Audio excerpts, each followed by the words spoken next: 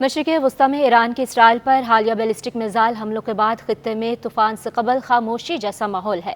ایک جانب اسرائیل کے رد عمل کا انتظار ہو رہا ہے تو دوسری جانب اس کی نوعیت کے حوالے سے ہزاروں میل دور موجود امریکی صدر جو بائیڈن سے سوال پوچھے جا رہے ہیں۔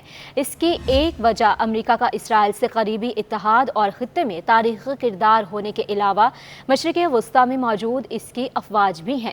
منگل کی شب جب ایران کی جانب سے اسرائیل پر میزائلوں سے حملہ کیا گیا تھا تو امریکہ کی ہی جانب سے اس بارے میں اسرائیل کو پیشگی اطلاع کر دی گئی تھی۔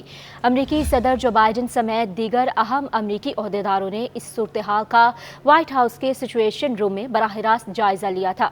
امریکہ نے ان حملوں کے بعد فوری رد عمل دیتے ہوئے انہیں ناقابل قبول قرار دیا تھا اور کہا تھا کہ امریکی جنگی بحری جہازوں نے متعدد ایرانی میزائلوں کو اپنا نشانہ بنایا۔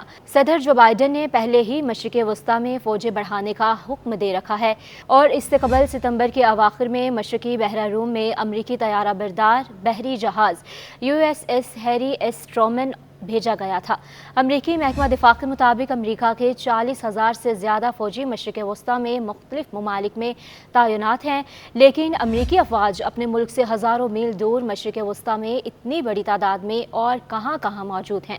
امریکہ کے اس خطے میں موجودگی 1940 کی دہائی سے خلیج فارس میں رہی ہے اور اس میں سن 2001 کے ورلڈ ٹریڈ حملوں کے بعد بڑا اضافہ دیکھنے میں آیا۔ امریکہ نے 1945 میں سعودی شہر الزہران میں اس خطے میں اپنا پہلا فضائی اڈہ بنا لیا تھا۔ امریکی محکمہ دفاع کے مطابق مشرق وسطی میں لگ بھگ 40,000 امریکی فوجی موجود ہیں۔ 7 اکتوبر سے پہلے امریکہ کے مشرق وسطی میں 34,000 کے لگ بھگ فوجی تھے، جن میں گزشتہ ایک سال کے دوران 6,000 فوجیوں کا اضافہ کیا گیا ہے۔ امریکی محکمہ دفاع کے مطابق مشرق وسطی میں سب سے بڑا امریکی اڈہ العدید ایئر بیس ہے جو قطر میں واقع ہے اور اسے 1996 میں بنایا گیا تھا۔ قطر کے علاوہ بحرین، کویت، سعودی عرب، متحدہ عرب امارات، شام، اردن، مصر، قبرص اور عراق میں بھی امریکی فوجی موجود ہیں۔ امریکہ کے کویت میں بھی متعدد فوجی اڈے ہیں جبکہ سعودی عرب میں بھی اس کے 2 اڈے ہیں۔ سعودی عرب، قطر، متحدہ عرب امارات، عمان، کویت، اردن اور بحرین امریکہ کی جانب سے فراہم کیے گئے تحفظ کا فائدہ اٹھاتے ہیں۔ عراق میں اب بھی امریکہ کے 2,000 سے زیادہ اہلکار موجود ہیں جو عین الاسد ایئر بیس اور یونین 3 جیسی سہولیات کے ارد گرد تعینات ہیں۔ امریکی پالیسی دستاویزات کے مطابق امریکی فوجی مختلف وجوہات کی بنا پر مشرق وسطی میں تعینات کیے گئے ہیں اور شام کے علاوہ وہ ہر ملک کی حکومت کی اجازت سے وہاں موجود ہیں۔ عراق اور شام جیسے ملکوں میں امریکی فوجیں نام نہاد دولت اسلامیہ کی عسکریت پسندوں کے خلاف لڑنے کے لیے موجود ہیں۔ یہاں امریکی فوجی مقامی فورسز کو تربیت بھی دیتے ہیں۔ امریکہ کے ایک اہم اتحادی ملک اردن میں سینکڑوں امریکی ٹرینرز ہیں۔ یہاں امریکی فوجی مقامی فورسز کو تربیت بھی دیتے ہیں۔ امریکہ کے ایک اہم اتحادی ملک اردن میں سینکڑوں امریکی ٹرینرز ہیں جہاں وہ سال بھر وسیع مشقیں کراتے ہیں۔ امریکہ کا ٹاور 22 فوجی اڈہ اردن میں شمال مشرقی مقام پر واقع ہے۔ اس مقام پر اردن کی سرحدیں شام اور عراق سے ملتی ہیں۔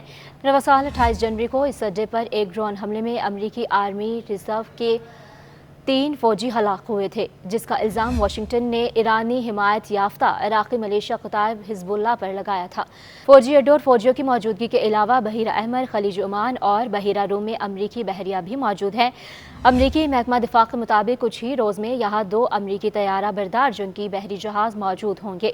USS ابراہم لنکن پہلے ہی خلیج عمان کے قریب موجود ہے جبکہ کچھ ہی روز میں USS ٹرومن بحیرہ روم کے پانیوں میں پوزیشن سنبھال لے گا۔ یوں خطے میں امریکی بری، بحری اور فضائی تینوں افواج موجود ہیں۔ دہائیوں سے امریکہ کی جانب سے مشرق وسطی میں ہزاروں میل دور اپنی افواج بٹھانے کے پیچھے متعدد وجوہات ہیں۔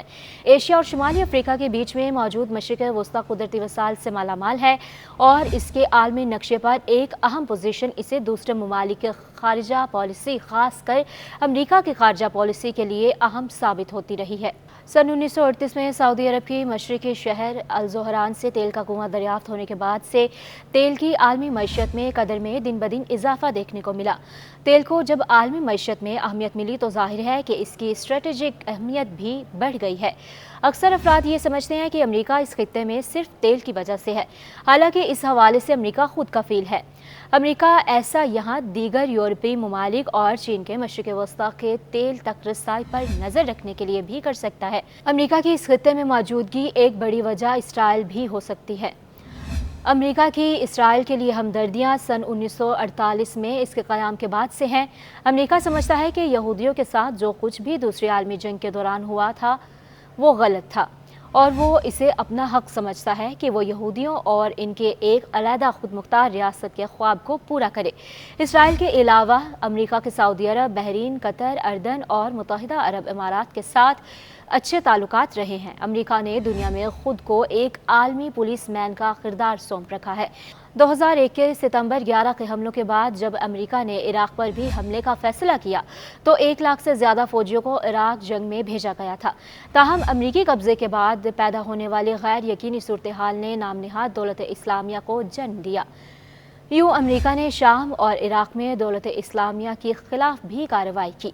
इसके अलावा अमेरिका का बड़ा हरीफ ईरान भी इस खित्ते में मौजूद है। मशरिक़ वस्ता में अमेरिकी मौजूदगी ताकत का तवाज़ुन इसराइल के हक़ में करने में 4 तरीक़ों से अहम किरदार अदा करती है। एक तो अमेरिकी सियासी हिमायत इसराइल की किसी भी किस्म की कार्रवाइयों को जायज़ करार देने में अहम किरदार अदा करती है।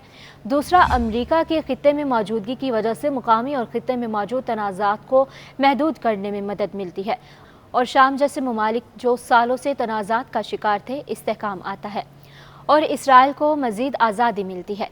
तीसरा ये कि इसराइली और अमेरिकी मफादात ख़ासकर मुआशी एतबार से एक जैसे हैं। और आखिरी ये कि इसराइल को अमेरिका की मौजूदगी के बाद तहफ़्फ़ुज़ मिलता है, इंटेलिजेंस शेयर होती है और स्ट्रेटजिक सपोर्ट मिलती है। इसराइल एक छोटी रियासत है जो छोटी रियासतों का एक मसला इनके स्ट्रेटजिक डेप्थ की कमी होती है, यानी इनके पास खित्ते में अपने दुश्मनों के खिलाफ लड़ने के लिए वो वुसअत नहीं होती जो बड़ी ताकतों के पास होती है। अमेरिका की मशरिक़ वस्ता में मौजूदगी ईरान और इसकी हिमायत याफ्ता गिरोहों यानी प्रॉक्सीज़ के लिए डर पैदा करने के लिए है।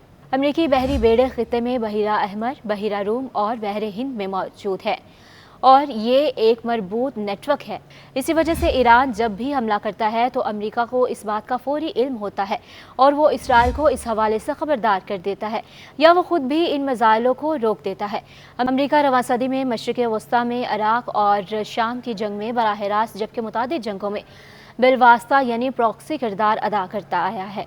ताहम तज्ज़ियाकारों के नज़दीक माजी के तजुर्बे को देखते हुए अमेरिका अब मशरिक़ वस्ता में किसी बड़ी जंग का हिस्सा नहीं बनना चाहेगा। अमेरिका का कौमी मफाद यही है कि ये जंग तवील ना हो और यहीं तक महदूद हो जाए। ईरानी भी स्ट्रेटजिक सब्र का मुजाहरा करते हैं और जो एक गैर एलानिया मुआहदा था इसराइल और ईरान के दरमियान कि वो एक दूसरे की प्रॉक्सीज़ पर तो हमला कर सकते हैं लेकिन एक दूसरे पर बराह रास्त नहीं, और अमेरिका चाहेगा कि ये तवाज़ुन बरकरार रहे।